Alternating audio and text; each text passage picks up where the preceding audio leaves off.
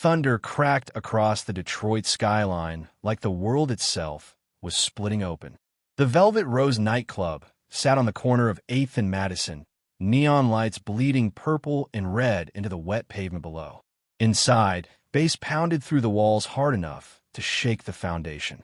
Bodies moved in rhythm to music that drowned out thought, drowned out fear, drowned out everything except the present moment. Vincent Kane sat in the VIP section on the 3rd floor, elevated above the chaos, watching everything with eyes that missed nothing. At 38, he had built an empire from the wreckage of his past. Scars ran across his knuckles. Not tattoos, but the kind of marks that came from breaking bone against bone, flesh against concrete, will against resistance. His tailored suit couldn't hide what he was, a predator sitting at the top of Detroit's food chain. 3 bodyguards flanked him. Marcus to his left, a mountain of muscle who communicated in grunts and violence. Darius to his right, sharp-eyed and quick-fingered, always ready. And behind him, Tanya, the only woman Vincent trusted with his life, a former Special Forces operative who had saved him twice and killed for him 3 times. The club was his kingdom. The streets below were his territory. For 15 years, Vincent Kane had ruled Detroit's underworld with an iron fist wrapped in calculated mercy. He didn't deal in narcotics that destroyed communities, didn't traffic weapons to children, didn't prey on the weak. His empire was built on protection, on ensuring that the neighborhoods under his watch remained safe from the truly evil elements that lurked in every city's shadows. But tonight, something felt wrong. Vincent's instincts had kept him alive through gang wars, police raids, assassination attempts, and betrayals that would have destroyed lesser men. Those same instincts were screaming now. The music suddenly cut out. Silence crashed through the nightclub like a physical force. 300 people stopped moving, confusion rippling through the crowd like a wave. The DJ booth sat empty. The lights remained on, but the heartbeat of the club had flatlined. Then the emergency exit door on the ground floor burst open. A child stumbled through. A girl, no more than 7 years old, wearing a torn yellow dress that had once been bright but was now stained with dirt, blood, and something darker.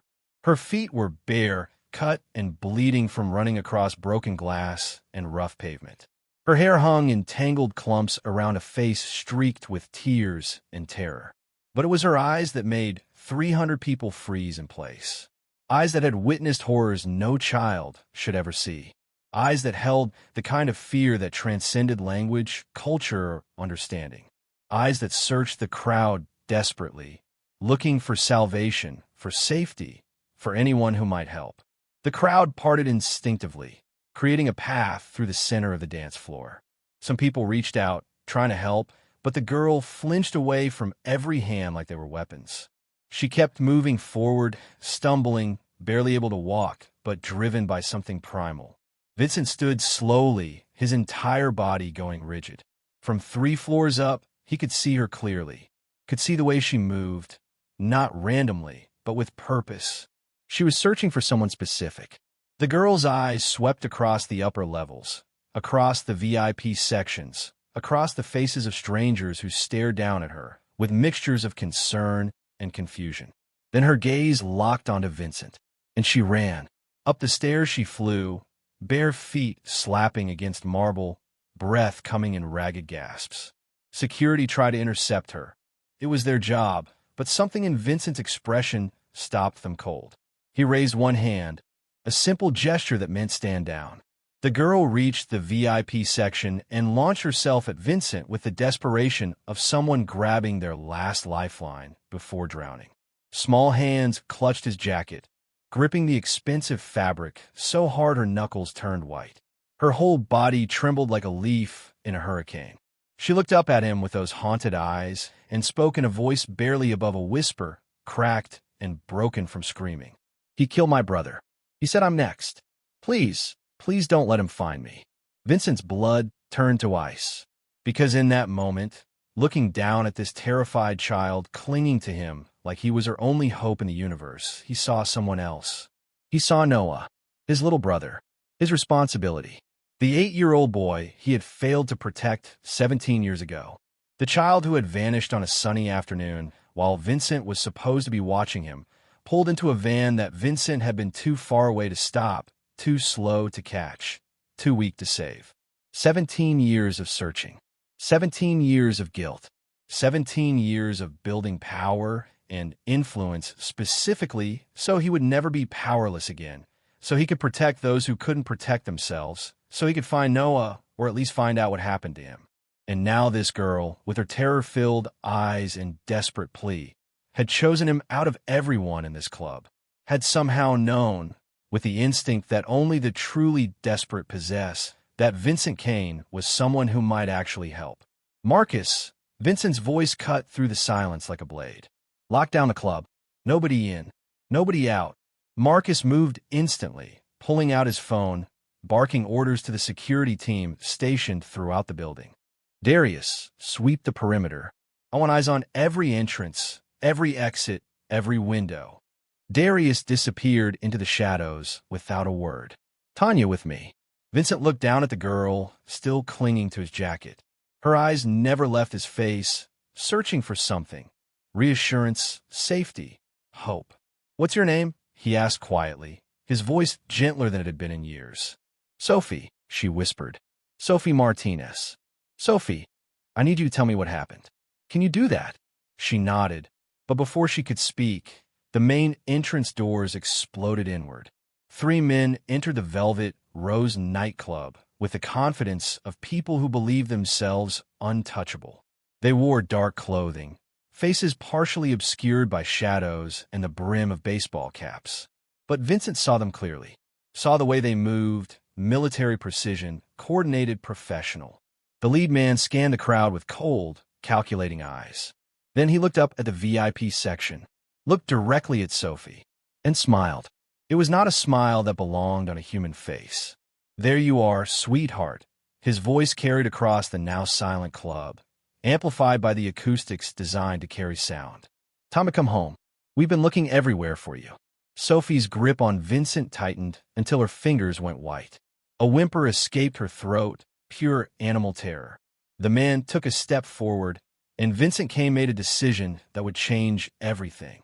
He placed one hand on Sophie's head, protective, claiming, and spoke 2 words that echoed with the weight of an unbreakable promise. She stays. The temperature in the room dropped 10 degrees. Everyone present understood what they were witnessing. A line being drawn, a challenge issued, a war about to begin. The lead man's smile never wavered. Mr. Kane, I don't think you understand the situation here. The girl belongs to us. This doesn't concern you.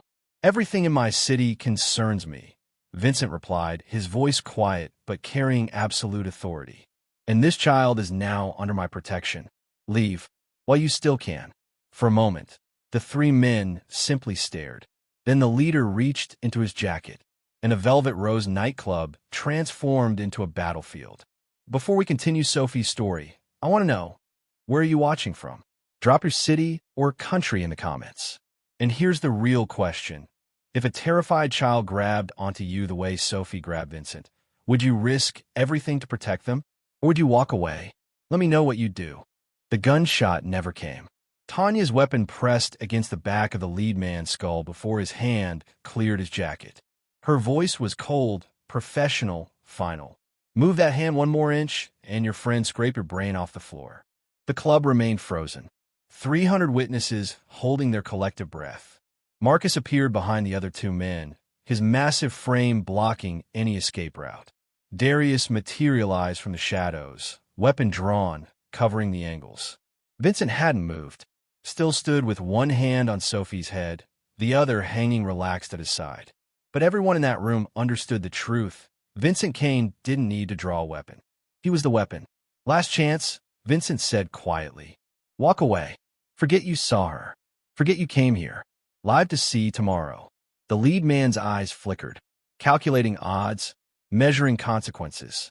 Whatever organization he represented, whatever power he served, it clearly hadn't prepared him for this scenario. He was used to fear, used to compliance, used to people who looked away when monsters came calling.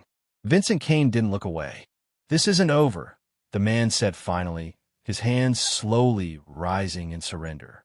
You have no idea what you're starting. Then educate me, Vincent replied. Who sent you? Who are you taking children for? Silence. Tanya, break his left kneecap. Wait. The man's composure cracked. I'm just a contractor. I get paid to retrieve property. I don't ask questions. Property? Vincent's voice dropped to a deadly whisper. You just called a 7-year-old girl property. Sophie trembled against him, burying her face in his jacket. Get them out of my club, Vincent ordered. Marcus, Darius, make sure they understand that if they ever set foot in Detroit again, they won't leave in one piece. His men moved with brutal efficiency, dragging the 3 contractors toward the exit. The lead man twisted back, making eye contact with Vincent one last time. You don't know who you're protecting her from. When they come for her, and they will, you won't be able to stop them. Then they were gone. The club remained silent for 3 heartbeats. Then Vincent spoke, his voice carrying to every corner. Show's over. Everyone out. Club's closed for the night.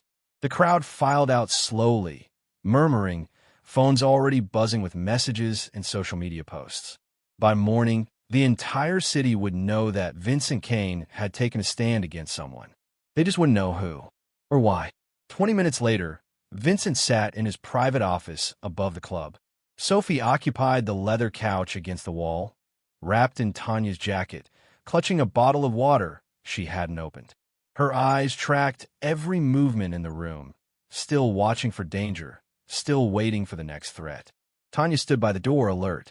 Marcus had returned from escorting the contractors to the city limits. Darius worked at a laptop, already pulling security footage, running facial recognition, digging into the digital footprint of the man who had invaded their territory. Vincent sat across from Sophie, giving her space, letting her breathe.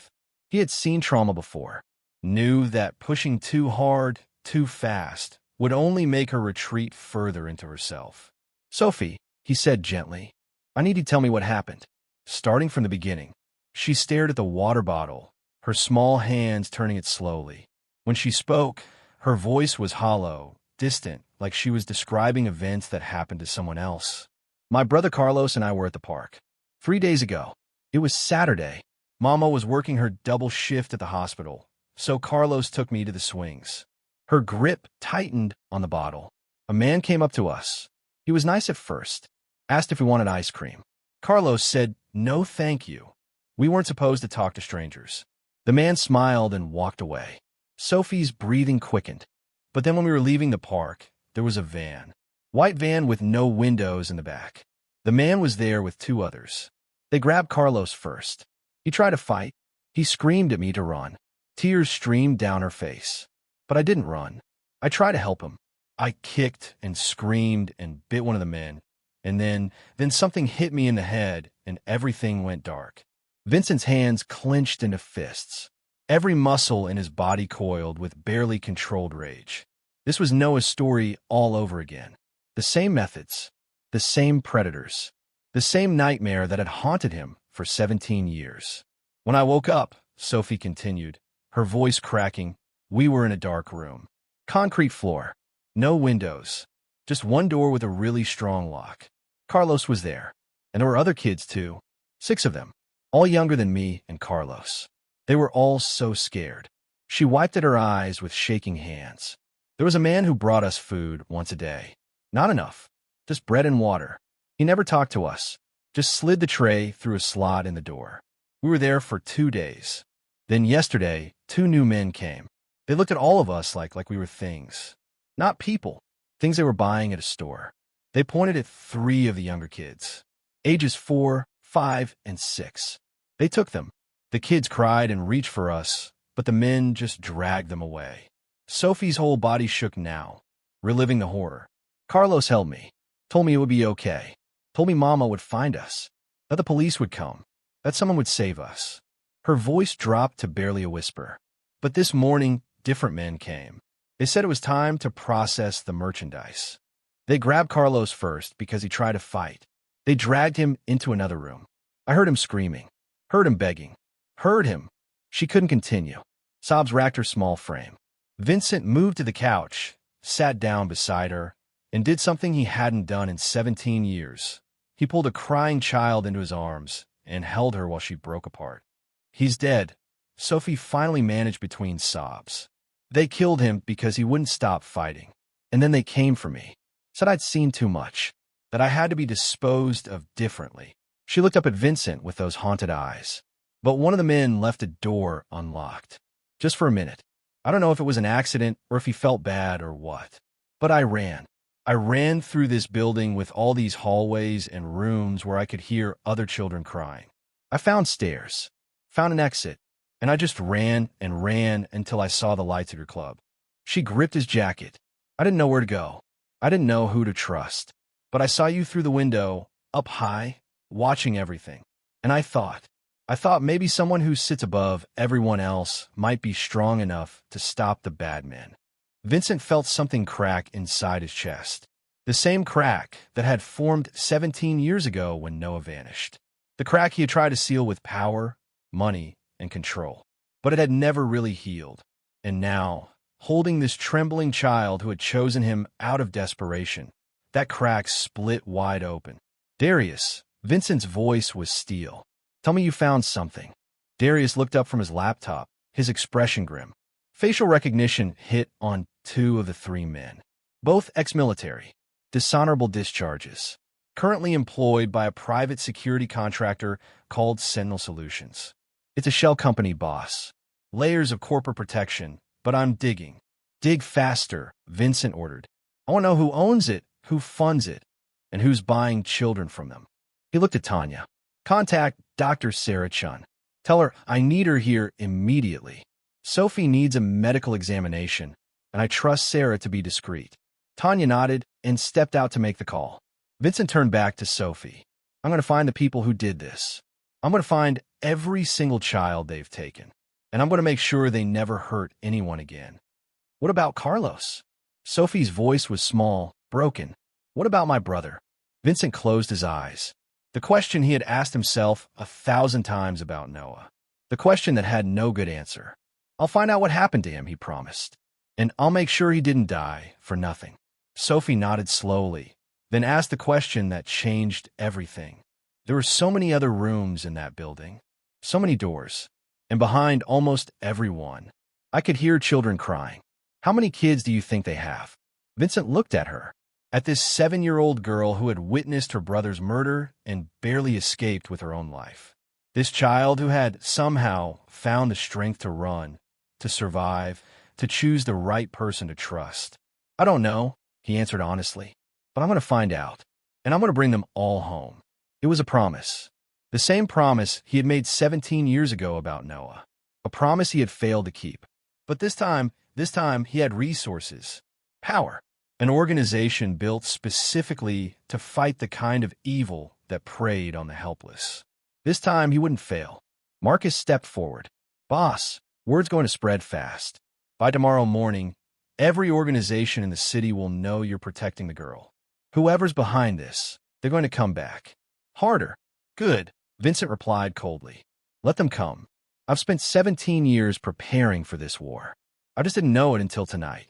He stood, carefully settling Sophie back onto the couch. She didn't want to let go of his jacket, but eventually her small fingers released their grip. "Tanya will stay with you," Vincent assured her. "You're safe here. I promise." Sophie looked up at him with eyes that wanted desperately to believe. "Are you going to find them? The other kids?" Vincent knelt down to her level, met her gaze directly.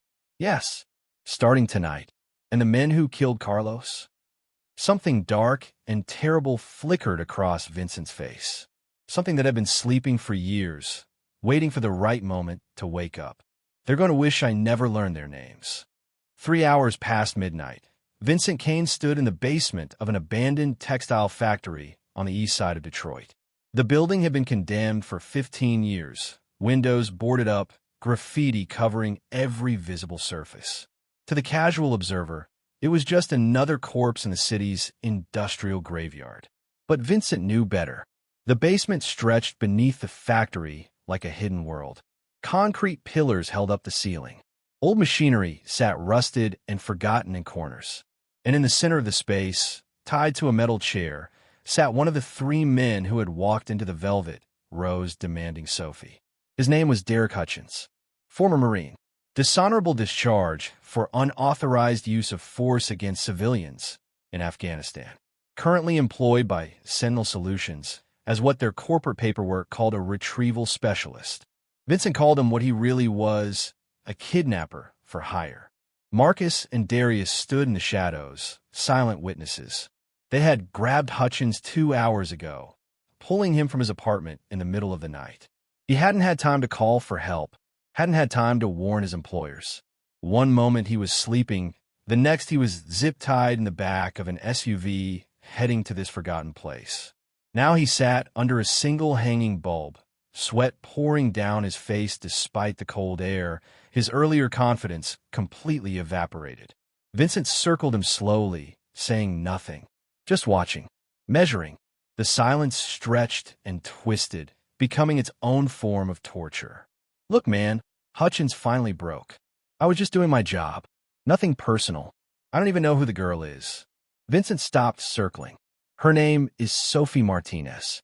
She's 7 years old. She watched you and your friends murder her brother 3 days ago. Hutchins paled. I didn't kill anyone. That wasn't me. That was... He caught himself, jaw snapping shut. That was who? Vincent's voice was quiet, dangerous. Silence. Vincent nodded to Marcus. The big man stepped forward, brass knuckles gleaming in the dim light. Wait. Hutchins' voice cracked. Okay, look, I'm just a contractor. I get assignments through encrypted messages. Pick up targets, deliver them to specified locations, collect payment. I don't ask questions because questions get you killed in this business. What happened to Sophie's brother? Hutchins swallowed hard. The Martinez job was supposed to be simple. 2 kids, transfer them to the processing facility, standard procedure. But the boy, Carlos, he wouldn't cooperate. Kept fighting, kept screaming. They have rules about that. Kids who fight too much, who make too much noise, who might draw attention, they're considered damaged goods. Vincent's hands clenched into fists. Damaged goods. Yeah, so they eliminate the liability. Send a message to the other kids about what happens if they don't comply. Makes the rest easier to manage. Who's that? Vincent demanded. Who runs this operation? I don't know names. I swear. Everything goes through Sentinel Solutions, but that's just the front. The real organization behind it. Hutchins shook his head. I've only met the regional coordinator once. Calls himself Mr. Bishop. That's all I know. No first name, no real identity. Just Bishop. Where's the processing facility? The building where you held Sophie and Carlos. Hutchins hesitated. Marcus cracked his knuckles. Warehouse District. Hutchins blurted. Off River Road. Old automotive plant that closed down 8 years ago. 3rd building from the north entrance. They used the basement levels. Multiple rooms, reinforced doors, soundproofed. Perfect for holding kids before transport. Vincent pulled out his phone, texted the address to Darius. How many children are there right now? I don't know exact numbers. My job is just retrieval. But from what I've seen, Hutchins paused, calculating. Maybe 15 to 20 at any given time. They move them through in batches. Hold them for 3 to 5 days while they process paperwork, medical exams, make arrangements with buyers. The word buyers made Vincent's stomach turn. Where do the children come from? Everywhere.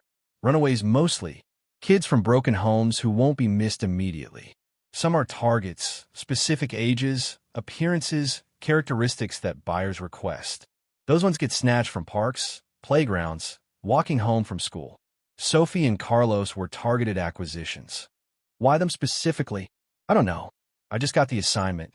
2 children, Hispanic, ages 7 and 8, Martinez family. Location and photos provided. Retrieve and deliver. That's all the information I had. Vincent's mind raced. Someone had specifically ordered Sophie and Carlos taken. This wasn't random. Wasn't opportunistic. Someone had looked at those 2 children and decided they wanted them. The other children in the facility, Vincent continued. What happens to them? Hutchins looked away. Depends on the buyer. Some go to families. Rich people who can't adopt legally or want kids without paper trails. Some go to labor operations, factories overseas, agricultural work, fishing boats. And some. He trailed off. And some what? Some go to private collectors, people who want kids for specific purposes. Those are the high-value sales. That's where the real money comes from. Vincent felt rage building inside him like a physical force. For 17 years, he had wondered what happened to Noah. Now he was getting answers, and each one made him want to burn the entire world down. How long has this operation been running? I've been working for them for 3 years. But from conversations I've overheard, logistics I've seen, this network's been active for at least 15, maybe 20 years. They're old, established, protected. They have people in law enforcement, social services, government. Any investigation that gets too close gets shut down. Any witness who talks too much disappears. 20 years. The timeline matched Noah's disappearance perfectly. Vincent's voice came out barely above a whisper. Have you ever heard of a child named Noah Kane? Taken from Detroit 17 years ago. 8 years old, black hair, green eyes. Boss. Hutchins interrupted, something like fear crossing his face. I don't have access to historical records. I barely know what happened last month. But if your brother went through this system 17 years ago, he met Vincent's eyes. I'm sorry. I really am. Kids who go and don't come back out. The words landed like bullets. Vincent had known this deep down. Had known from the moment Noah vanished that the chances of finding him alive decreased with every passing day, week, month, year.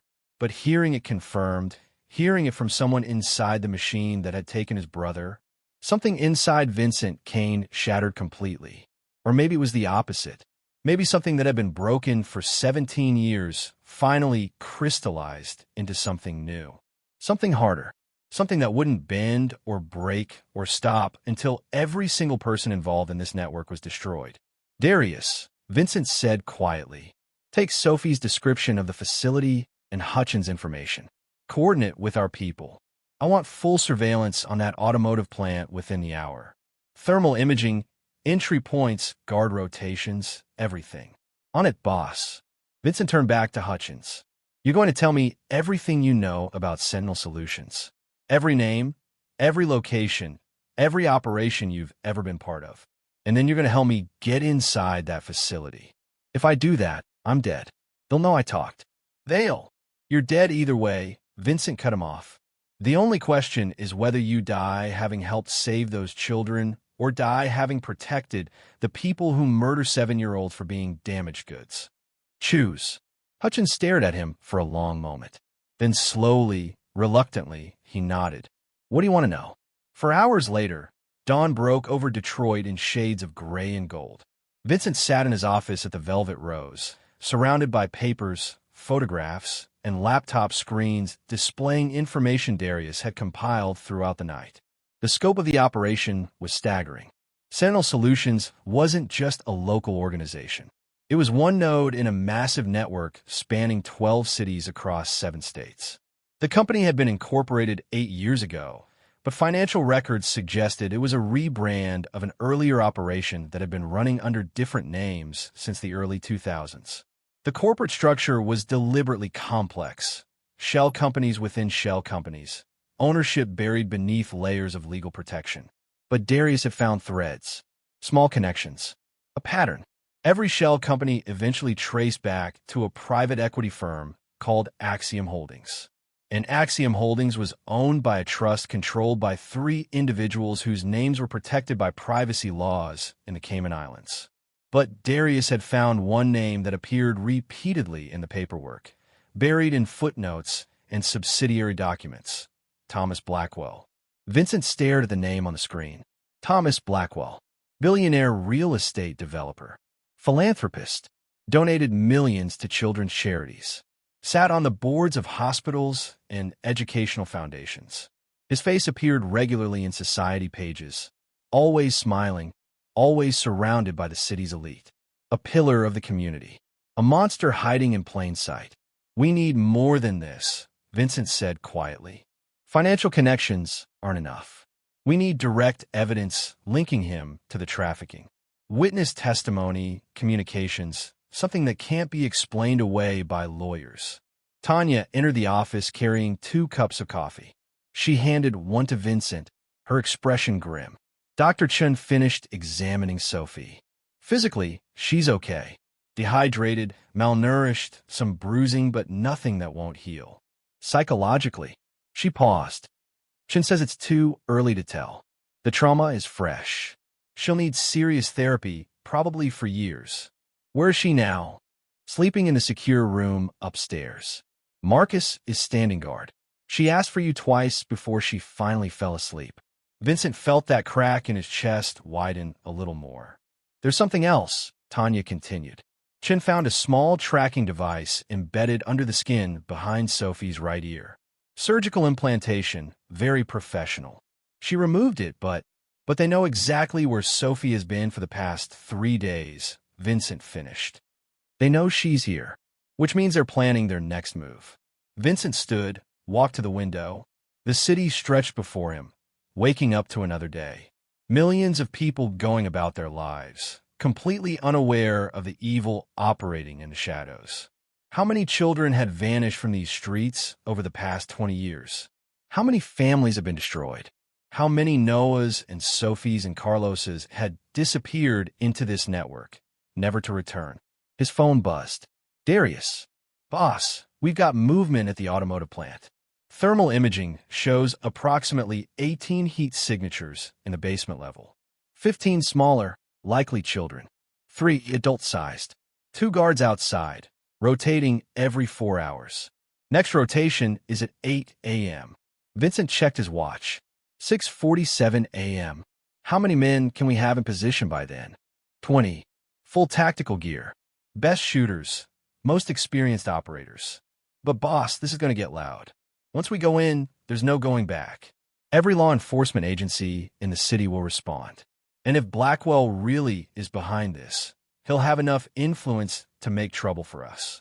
I don't care about trouble, Vincent replied. I care about those children. What's our entry plan? 2 teams. Alpha enters through the north loading dock. I can get us through the lock in under 30 seconds. Bravo enters through the basement ventilation system on the south side. We coordinate entry, neutralize guards simultaneously, secure all children before anyone can hurt them or use them as leverage. What's the risk assessment? Moderate to high. We don't know the interior layout precisely. Don't know if there are additional guards inside. Don't know if they have panic protocols. And we're working on a tight timeline. If they realize Sophie's tracking device has been removed and stopped transmitting, they might evacuate the facility. Vincent made his decision. Brief the teams. We go in at 7:30. I want overwhelming force, precision execution, 0 casualties among the children. I don't care what happens to the guards. Understood. What about Sophie? She stays here with Dr. Chun and a full security detail. Once we extract the children from the plant, we bring them here. Chun will do preliminary medical assessments. Then we coordinate with Agent Jennifer Morrison at the FBI. She's one of the few federal investigators I trust not to be on Blackwell's payroll. And if Blackwell sends his people after Sophie while we're occupied with the rescue, Vincent's expression turned cold. Then they'll have to go through 30 of our best soldiers and me. And I really hope they try. He grabbed his jacket, checked his weapon, a decision he hadn't made in years. Vincent Kane rarely carried guns anymore. He had people for that. But this was different. This was personal. Tanya, you're with me. Marcus stays with Sophie. Darius, I want constant communication during the operation. Any changes, any problems, you tell me immediately. Boss, Tanya said quietly. Once we do this, there's no going back. We're not just hitting a trafficking operation. We're declaring war on everyone protecting it. Politicians, cops, businessmen, all of them will come after us. Vincent met her eyes. Good. Let them come. I've been preparing for this war my entire life. I just didn't know it until a 7-year-old girl ran into my club and reminded me why I built this empire in the first place. He headed for the door, then paused, looking back at his team, Marcus, Darius, Tanya, people who had followed him for years, who trusted him with their lives. 17 years ago, my brother was taken. I was powerless to stop it. I've spent every day since building power, building resources, building an organization that could fight back. Today, we use everything we've built. Today, we save those kids. And today, We start taking down everyone who thought they could prey on children in my city. Marcus cracked his knuckles. About damn time. Darius closed his laptop. I'll brief the teams. Tanya simply nodded. Let's go get them. 7:28 a.m. The abandoned automotive plant loomed against the morning sky like a monument to decay. Rust consumed the metal siding. Shattered windows gaped like empty eye sockets. 20 years of neglect had transformed this place into a perfect hiding spot. Nobody looked twice at ruins. Vincent crouched behind a concrete barrier 50 yards from the north entrance, watching through binoculars. Beside him, Tanya checked her weapon for the third time. Behind them, Alpha Team waited in tactical formation, 10 of Vincent's most trusted operators, armed and ready. On the south side, Darius led Bravo Team into position near the ventilation shaft that would give them access to the basement level. Alpha Team in position, Vincent spoke into his comm unit, voice barely above a whisper. Bravo Team ready, Darius responded. Ventilation shaft is clear. We can breach on your signal. Thermal confirms 18 signatures, came the voice of their surveillance operator. No change in positions. 2 guards outside, north and south entrances. 3 adults inside basement level with the 15 children. Vincent's jaw tightened. 15 children. 15 lives hanging in the balance. 15 families who didn't know if their sons and daughters were alive or dead. Somewhere in there might be answers about Noah. Might be records, documentation, something that could tell him what happened 17 years ago. But that wasn't why he was here. Not anymore. He was here because Sophie had looked at him with those desperate, terrified eyes and chosen to trust him. Because Carlos had died fighting to protect his sister. Because 15 children were locked in darkness, waiting for someone to save them. Guard rotation in 60 seconds, Tanya murmured, watching the pattern they'd observed all morning. Vincent waited. Timing was everything. The moment the guards switched positions, there would be a 3-second window when both were distracted, focused on the handoff rather than their surroundings. 50 seconds. 40. 30. The guard at the north entrance straightened, checking his watch. His replacement appeared from inside the building, coffee cup in hand, already complaining about the early shift. 20 seconds. Vincent's team moved like ghosts, flowing from cover to cover, closing the distance in perfect silence. 10 seconds. The guards met at the entrance. One handed over a clipboard. The other took it, laughing at some joke Vincent couldn't hear. 5 seconds. Now Vincent whispered. Alpha Team erupted from the shadows. Tanya reached the guards first, her movements precise and brutal. 2 shots from a silenced weapon. Both men dropped before they could cry out. The coffee cup hit the ground, spilling dark liquid across the pavement. Guards neutralized, she reported. Bravo Team entering through ventilation, Darius confirmed. We're in. Vincent led his team through the entrance, weapon raised, moving through the abandoned facility with tactical precision. The main floor was a maze of rusted equipment and collapsed ceiling panels. Pigeons scattered from their roosts. Morning light filtered through broken windows, creating patterns of shadow and illumination. They found the stairs leading down. Concrete steps disappearing into darkness. Vincent descended first, each footfall silent, controlled. The basement opened before them, a vast space divided by temporary walls and reinforced doors. Industrial lighting flickered overhead. The smell hit him immediately.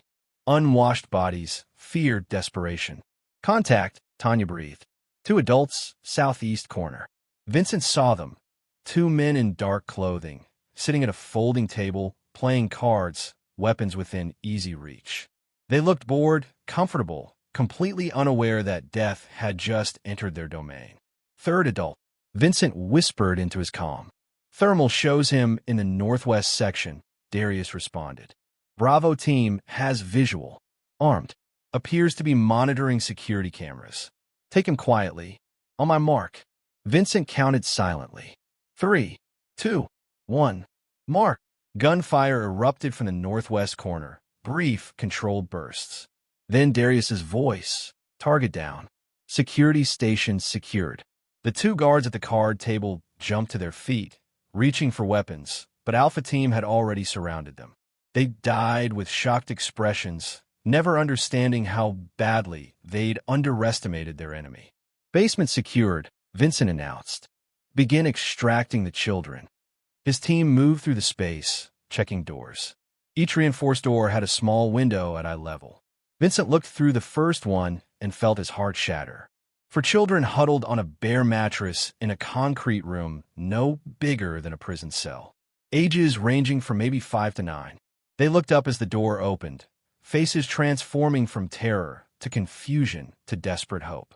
"It's okay," Vincent said, his voice gentle despite the violence still echoing in the space. "You're safe now. We're taking you home." Door after door, room after room. 15 children total, just as the thermal imaging had shown. Some cried. Some were too traumatized to react. Some rushed forward, desperate to escape. All of them broke Vincent's heart in different ways. Tanya coordinated the extraction, wrapping children in emergency blankets, checking for injuries, offering water and reassurance.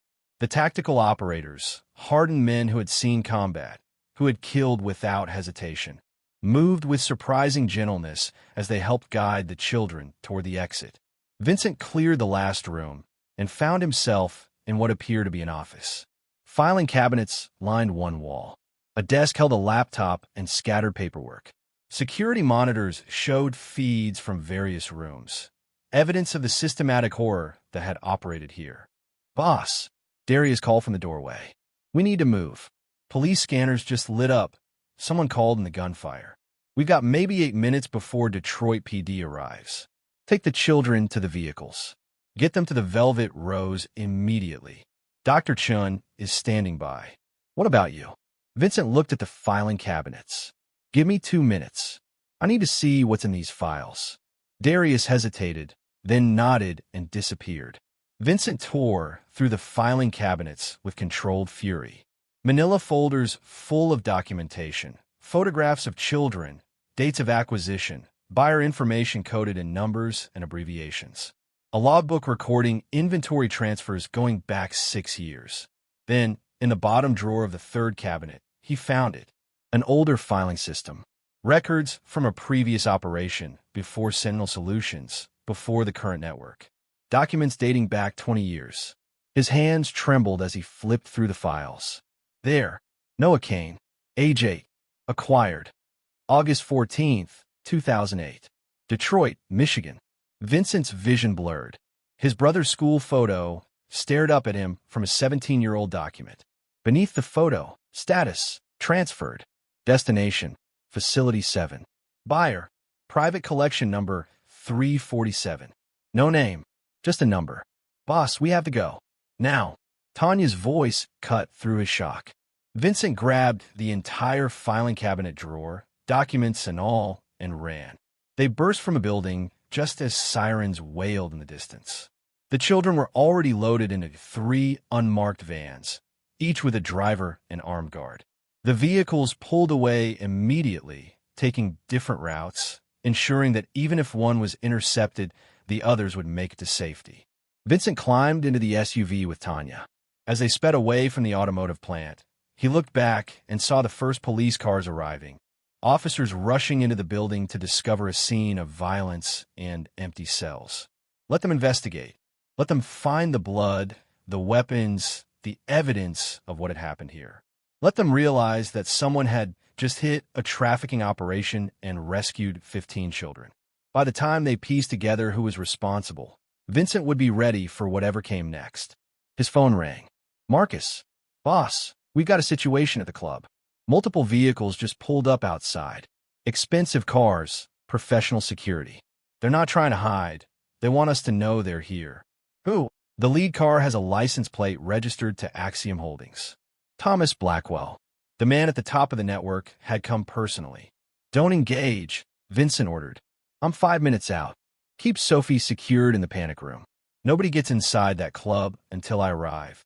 He hung up and looked at Tanya. "How many men do we have at the Velvet Rose?" 30.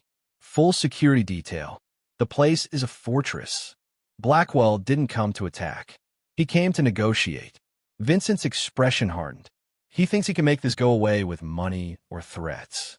He has no idea what he's dealing with. The SUV tore through morning traffic, running red lights, weaving between vehicles. Other drivers honked and cursed, but Vincent didn't care. Every second mattered. They reached the Velvet Rose to find 6 luxury vehicles parked in formation outside the entrance. Men in expensive suits stood at attention, private security, military-bearing professional.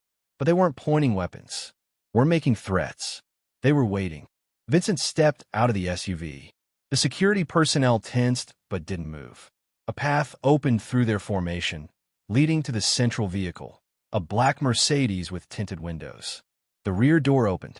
Thomas Blackwell emerged like a king surveying his domain. 62 years old, silver hair perfectly styled, suit that cost more than most people's cars. He smiled, the practiced smile of a man who had spent decades manipulating people and getting exactly what he wanted.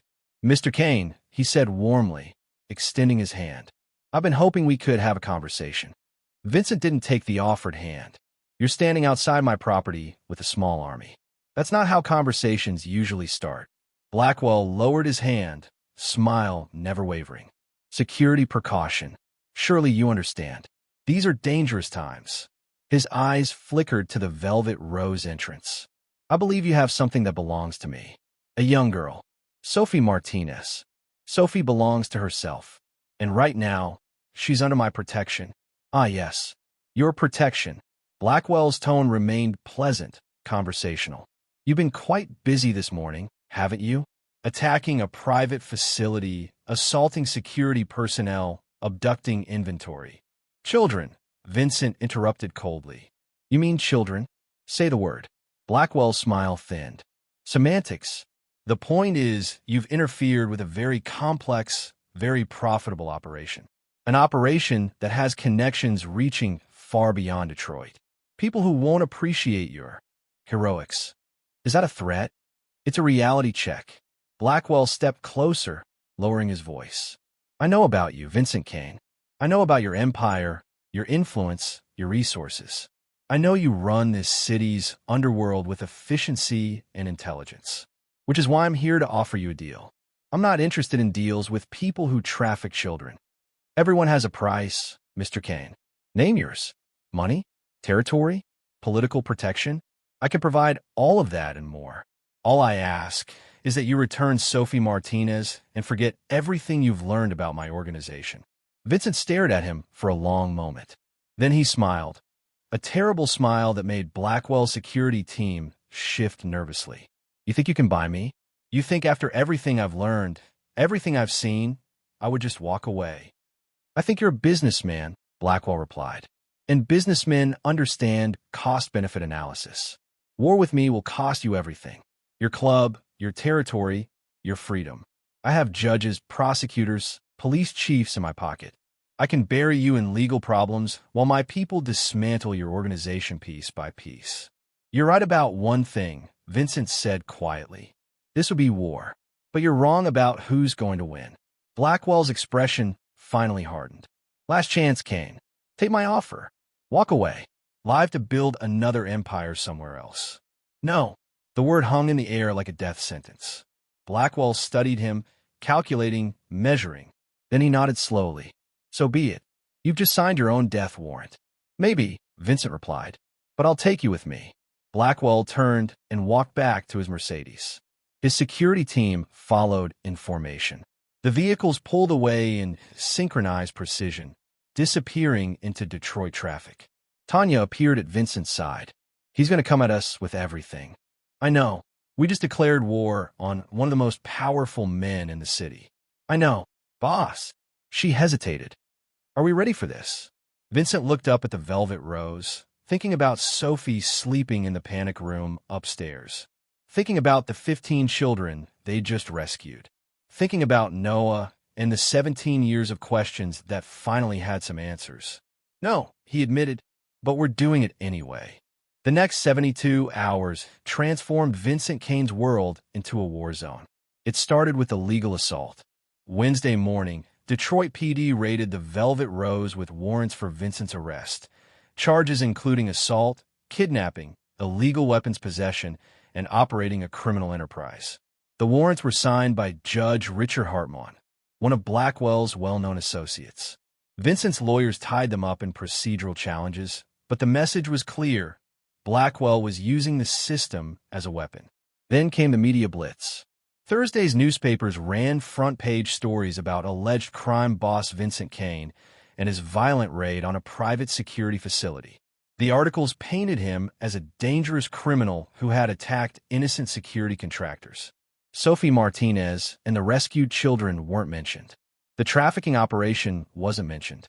Just carefully crafted propaganda designed to destroy Vincent's reputation. By Friday, 3 of Vincent's legitimate businesses had been shut down by sudden health inspections and code violations. His primary bank accounts were frozen pending investigation into suspicious financial activity.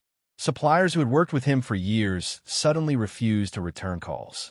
Blackwell was methodical, relentless, using every resource at his disposal to dismantle Vincent's empire piece by piece. But Vincent fought back. The files he'd taken from the automotive plant contained a treasure trove of information. Darius spent 3 days analyzing the documents, building connections, following money trails. What they discovered was even worse than they'd imagined.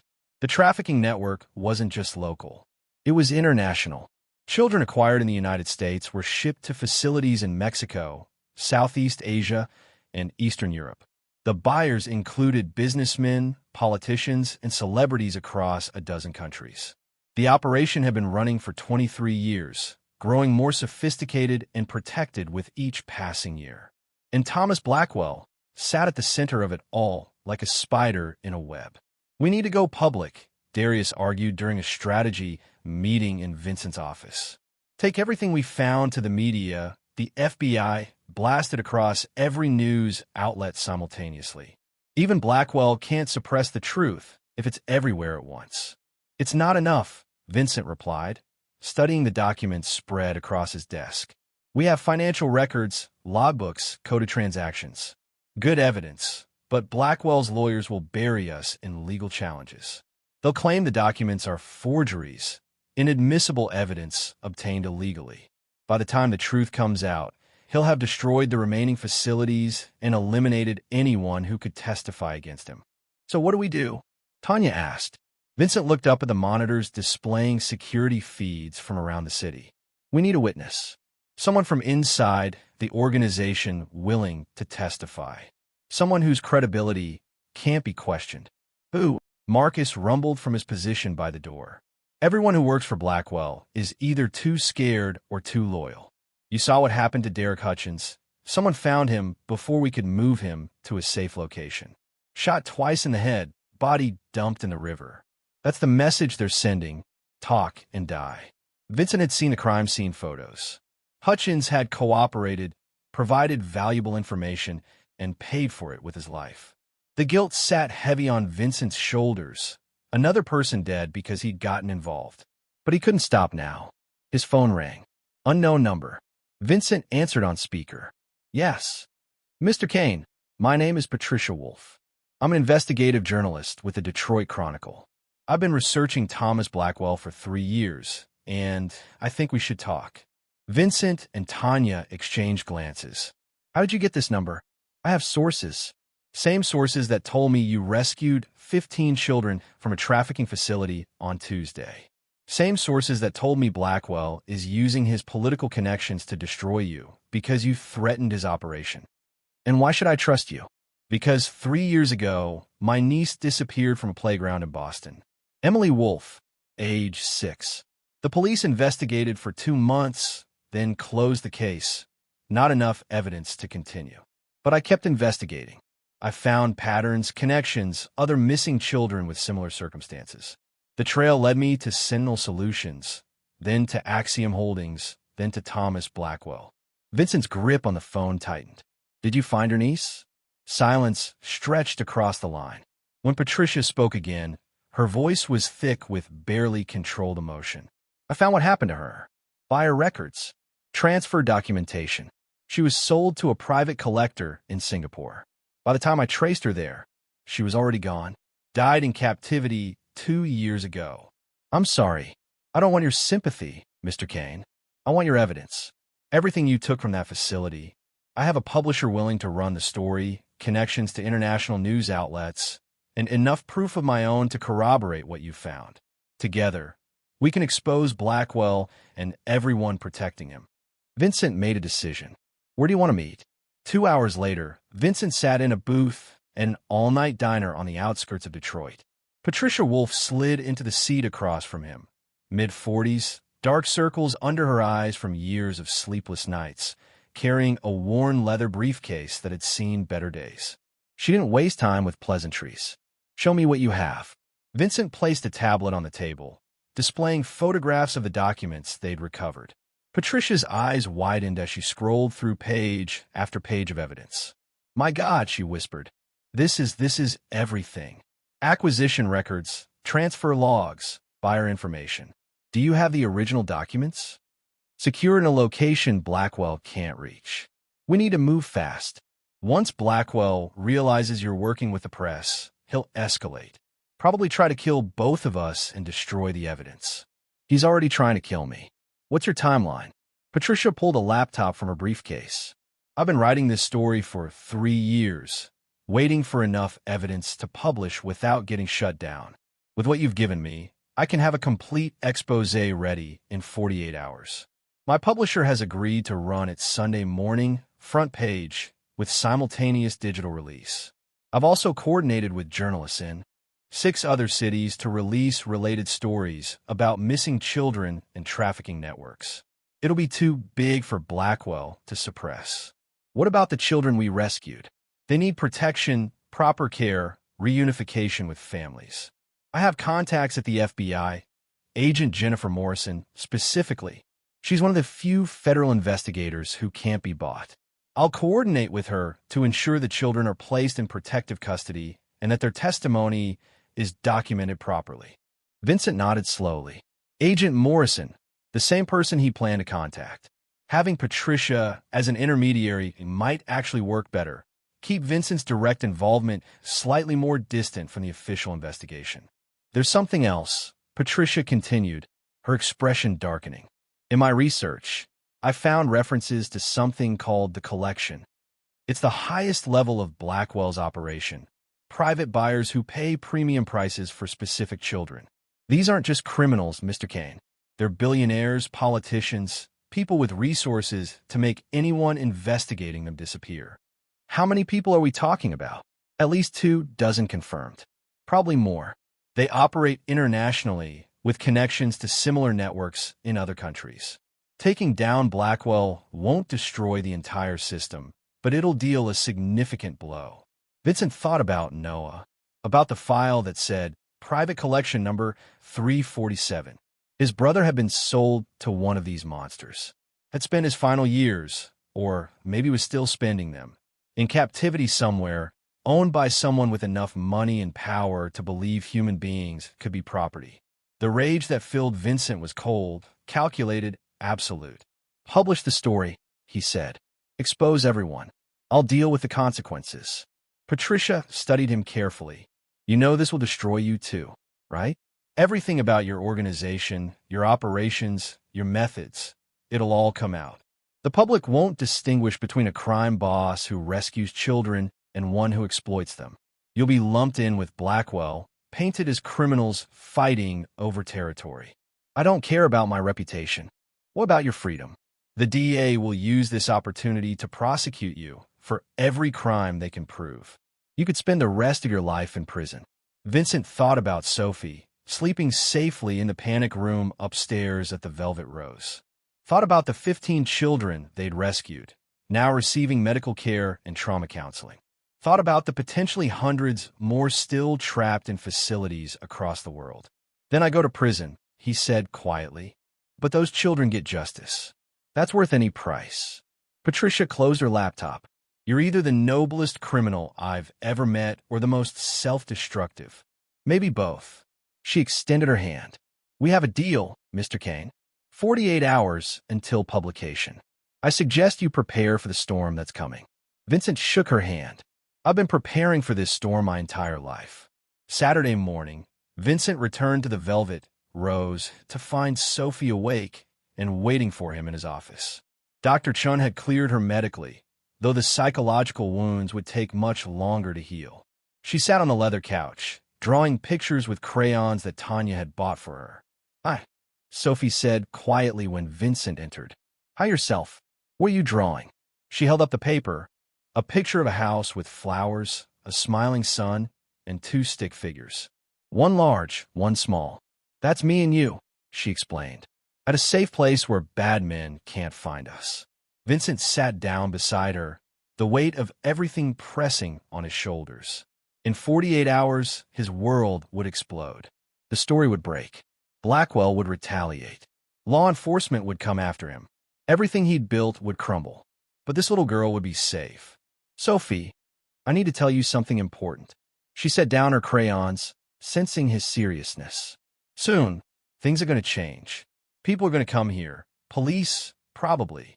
They're going to take you somewhere safe, somewhere with people who are trained to help children who've been through what you've experienced."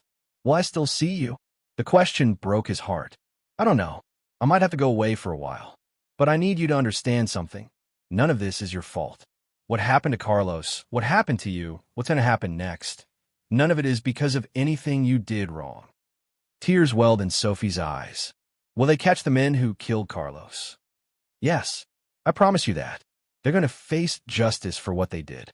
She was quiet for a moment, then asked the question that mattered most. "What about the other kids? The ones who were in those rooms with me?" "They're safe now. All 15 of them. We're finding their families, getting them home." "And the ones in other places?" "You said there were more buildings, more rooms." Vincent took her small hand in his scarred one. "I'm going to stop them, Sophie. All of them. Whatever it takes." She squeezed his hand. "Will it bring Carlos back?" "No," he answered honestly. "Nothing can do that. But we can make sure what happened to him doesn't happen to other children." Sophie threw her arms around his neck, holding tight. "Thank you for not letting them take me. Thank you for being strong enough to fight." Vincent held her, this brave little girl who had survived horrors that would have broken adults, and made a silent vow. Whatever came next, prison, death, destruction of everything he'd built, it would be worth it. Because 17 years ago, he'd failed to protect Noah. But this time, he'd gotten it right. Sunday morning, 6 a.m., the story broke like a tsunami. Detroit Chronicle, front page. The collection, billionaire developer Thomas Blackwell exposed as head of International Child Trafficking Network. Patricia Wolf's article was comprehensive, devastating, undeniable. 23 years of evidence laid out in meticulous detail. Financial records connecting Blackwell to shell companies. Testimonies from rescued children. Photographs from the automotive plant facility. Lists of buyers, politicians, and enablers who had protected the operation. Within 30 minutes, the story had spread to every major news outlet in the country. International media picked it up. Social media exploded. The evidence was too overwhelming, too well documented to dismiss as conspiracy or misinformation. By 7 a.m., federal agents surrounded Thomas Blackwell's mansion. By 8 a.m., arrest warrants had been issued for 17 individuals connected to the network, including 2 Detroit judges, a state senator, and 5 police officers.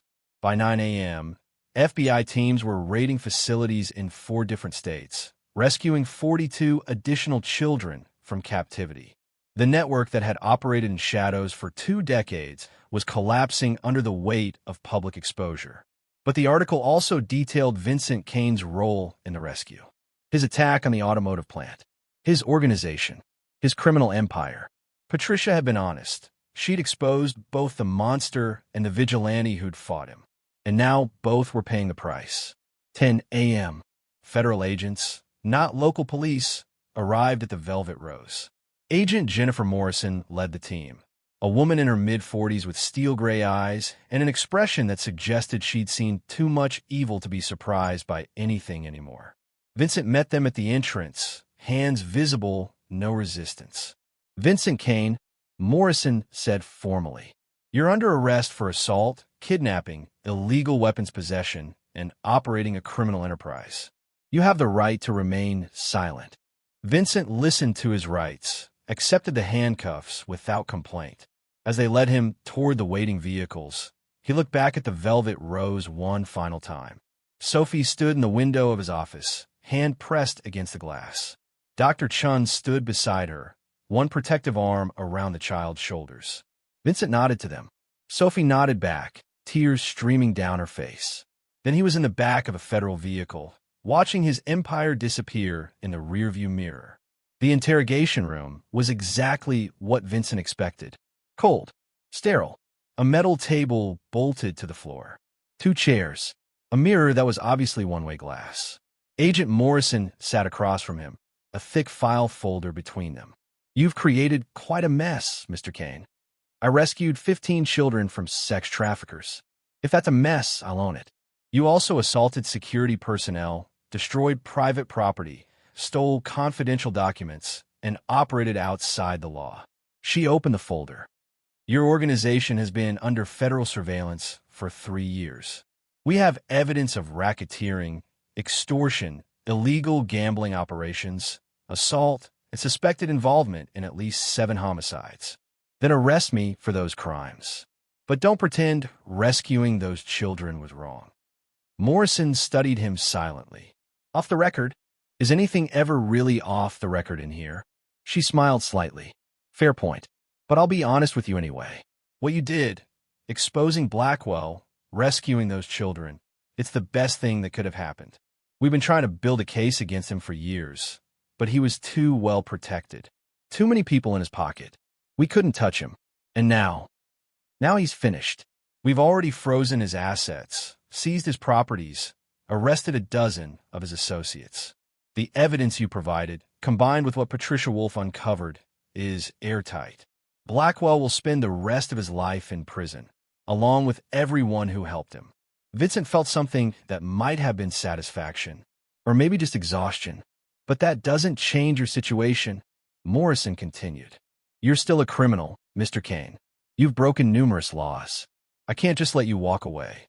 I'm not asking you to. What are you asking for? Vincent leaned forward. Protection for Sophie Martinez and the other rescued children.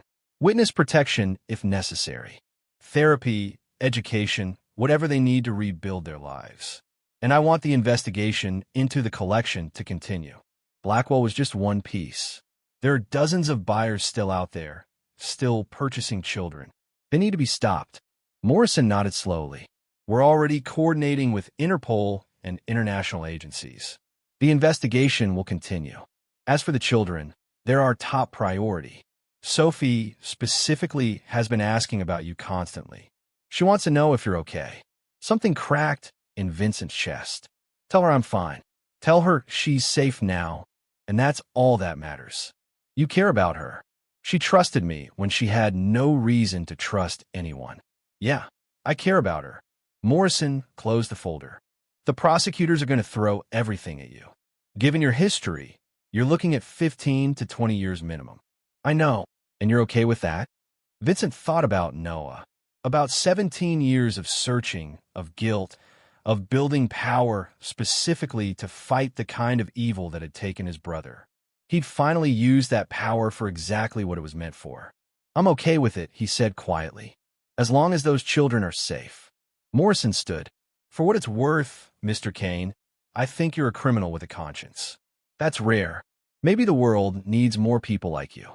Or maybe the world needs fewer people like Blackwell, and then people like me wouldn't be necessary. She paused at the door. One more thing. We found extensive records at Blackwell's properties. Documentation of every child who went through his network for the past 23 years. If you're looking for information about someone specific, Vincent's heart stopped. Noah Kane, taken from Detroit 17 years ago. Age 8. Morrison's expression softened. I'll look into it personally. If there's information about your brother in those records, I'll make sure you know what happened to him. Thank you. After she left, Vincent sat alone in the interrogation room, finally allowing himself to feel the weight of everything. The exhaustion, the grief, the strange mixture of failure and redemption that had defined the past week. He had failed Noah 17 years ago, failed to protect him, failed to find him, failed to bring him home. But he'd saved Sophie, saved 15 children from the automotive plant, helped expose a network that had destroyed countless families. And maybe, finally, he would learn the truth about what happened to his little brother. It wasn't enough, would never be enough to balance the scales. But it was something. 6 months later, the courtroom was packed for sentencing. Media filled every available seat, cameras positioned to capture the moment when Detroit's most infamous crime boss learned his fate. Vincent stood before Judge Elizabeth Warren, wearing an orange jumpsuit, hands cuffed in front of him. His lawyers had negotiated a plea deal, cooperation in the ongoing investigation into Blackwell's network in exchange for a reduced sentence. 15 years. With good behavior, possibly out in 10. Judge Warren read the sentence formally, her voice echoing through the courtroom. Vincent listened impassively, accepting the judgment without complaint. But before the bailiffs could escort him away, the judge added something unexpected. "Mr. Kane, I want to say something off the record, though it will certainly be recorded and reported." She looked directly at him. "What you did was illegal. Vigilante justice is not justice. You broke laws that exist for good reasons, and you're being punished accordingly." She paused. "However, you also saved 15 children from a fate worse than death. You exposed a criminal network that law enforcement had failed to stop. And you did so at tremendous personal cost, knowing you would face consequences." Another pause. "History will judge whether you're a criminal or a hero. Perhaps you're both. But those children are alive because of you, and their families have closure because of you. That matters. The law may punish you, but those children will remember you as the man who saved them. Sometimes, Mr. Kane, that's worth more than freedom." Vincent nodded slowly, unable to speak past the lump in his throat. As the bailiffs led him toward the exit, he looked into the gallery. Sophie Martinez sat in the front row, held tightly by a woman Vincent recognized from photographs. Maria Martinez, Sophie's aunt, who had taken custody after Elena's death, was officially confirmed. Sophie wore a yellow dress, her hair neatly braided, looking healthier than the terrified child who had burst into the velvet rose 6 months ago. When their eyes met, Sophie stood up. She held a piece of paper, a drawing like the one she used to make in Vincent's office. She held it up for him to see. 2 stick figures holding hands, one large, one small. Above them, written in careful crayon letters, "My hero." Vincent smiled, a real smile, the kind that reaches eyes, and nodded to her. Sophie smiled back, tears streaming down her face. Then Vincent was led through the door, down the corridor, back to the cell where he would spend the next decade of his life. 3 years into his sentence, Vincent received a visit from Agent Morrison. She sat across from him in the prison visiting room, looking older, more tired, but with something like satisfaction in her expression. "I have news about your brother." Vincent's heart stopped. 3 years of waiting, hoping, dreading this moment. Morrison pulled out a file folder. "We found extensive records in Blackwell's archives. Noah Kane was transferred to a facility in Eastern Europe 3 months after his abduction. He was held there for 2 years, then sold to a buyer in Germany." She paused, measuring her words carefully. "Vincent, your brother is alive." The world stopped spinning. "What? He's alive. We found him 4 months ago during a raid on a property owned by one of Blackwell's international contacts. He's 25 years old now. He's been through unimaginable trauma, and recovery will take years, possibly a lifetime. But he's alive, and he's receiving care." Vincent couldn't breathe, couldn't think. 17 years of believing Noah was dead, of carrying guilt like stones in his chest, of building an empire specifically to fight the people who had taken his brother. And Noah was alive. "Does he?" Vincent's voice cracked. "Does he remember me?" Morrison's expression was gentle. "He has fragmented memories of his childhood. The trauma has affected his recall significantly. But when we told him about you, about what you did to expose the network that held him captive, Vincent, he asked to see you." Tears streamed down Vincent's face. The first time he cried since he was 16 years old. "When? The system is complicated. He's not in the country yet, still receiving treatment in Germany. But once he's stable enough to travel, once the doctors clear him psychologically, we can arrange a meeting. It might take a year, maybe more, but it will happen. Vincent put his face in his hands and wept. 17 years of guilt, of grief, of believing he had failed the person he loved most in the world. And there was a chance, fragile, uncertain, but real, to tell Noah he was sorry, to tell him that he never stopped looking, to tell him that the little brother who had run off to buy milk had spent every day since trying to find him, to save him, to bring him home. Morrison stood to leave, then paused. Vincent, what you did, taking down Blackwell, exposing the network, it didn't just save 15 children. The investigation you started has led to raids in 17 countries. We've rescued over 300 children so far, including your brother. Dozens of buyers and traffickers are facing prosecution. She placed a hand on his shoulder. You're in prison. You lost your empire. You sacrificed everything. But you changed the world. And those children, all 300 of them, they're alive because you chose to fight. After she left, Vincent sat alone in the visiting room, staring at nothing, processing everything. Noah was alive. Sophie was safe and healing.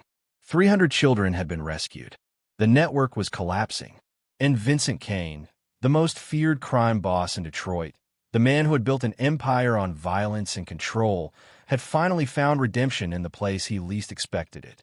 Not in power, not in wealth, not in control, but in sacrifice, in choosing to protect the helpless even when it cost him everything, in becoming the person his 8-year-old brother had needed 17 years ago. 7 years later, Vincent Kane walked out of prison into bright morning sunlight. A small crowd waited for him. Marcus and Darius, older now but still loyal. Tanya, who had maintained his legal affairs during his incarceration. Patricia Wolfe, whose continued investigative work had helped prosecute 53 individuals connected to the trafficking network. And 2 others. Noah Kane stood near the gate, 28 years old, thin but healthy, eyes that still carried shadows of trauma, but also something else. Hope, healing, recognition. The brothers stared at each other across the distance of 17 years. Then Noah walked forward and embraced Vincent with trembling arms. I remember you, Noah whispered. I remember you telling me you'd be right back. I remember waiting for you. Vincent held his brother and finally spoke the words he needed to say for 17 years. I'm sorry I was late, but I never stopped looking for you. Never stopped fighting to bring you home. I know, Noah replied. Agent Morrison told me everything. You saved me, Vincent. You and all those other children. You saved us all. They stood like that for a long moment, 2 brothers reunited, 2 pieces of a broken family finally finding each other again. Then Sophie Martinez stepped forward, 14 years old now, beautiful and strong, carrying scars but not broken by them. She had visited Vincent 3 times during his incarceration, each visit reminding him why everything had been worth it. Welcome home, she said simply. Vincent looked at the people around him. Not his organization, not his empire, not his power or wealth or control. Just people. People he had saved. People who had saved him. Yeah, he said quietly, smiling. I'm finally home. The end.